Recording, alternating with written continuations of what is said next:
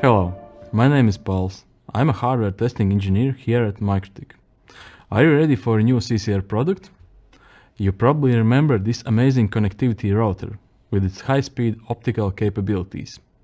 Now, let's take it up a notch. Like the previous model, this CCR also features the same Alpine version 2 CPU. But here's the difference. This powerful router crushes all previous CCR models in single core performance. And that is the most important aspect when it comes to heavy operations based on per-connection processing, like queues for example.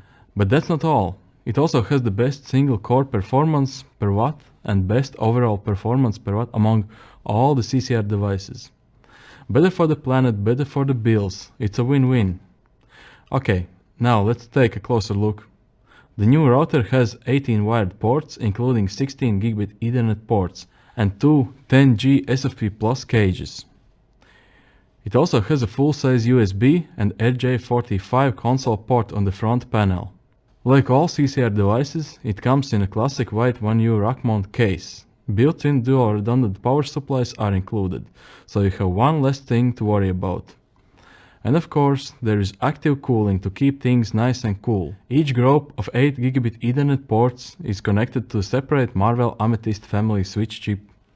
Each switch chip has a 10 gigabit full duplex line connected to the CPU. The same goes for each SFP Plus cage, a separate 10 gigabit full duplex line. Boards come with 4 GB of DDR4 RAM and 128 MB of NAND storage. So, as you can see, no bottlenecks as long as the CPU can handle the processing. All ports can reach wire speed, and this CPU is a beast. It can handle a lot. If you look at the performance, you can see that it is trading blows with our CCR1009, even surpassing it in CPU-heavy configurations. And if that wasn't enough, it can even reach the performance of CCR1016. The best part? This brand new CCR will be the most affordable option out there, even within the CCR series. Luxury you deserve, the price you can afford. One of the most common ways to use this device would be this gigabit Ethernet ports for the internal network, SFP Plus ports for downlink and uplink, the perfect all-in-one solution for small and medium-sized businesses.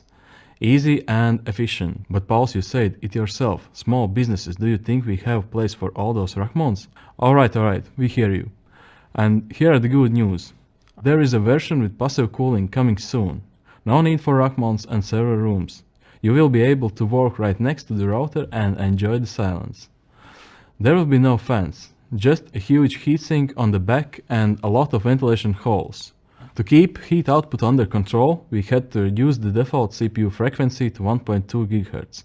That's a minus 15% of your max performance compared to the rack mount unit in configurations where the CPU usage is around 100%.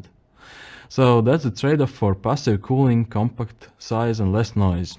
We also had to remove the built-in power supplies from the case. This way we were able to make the case smaller and bring the heat down even more.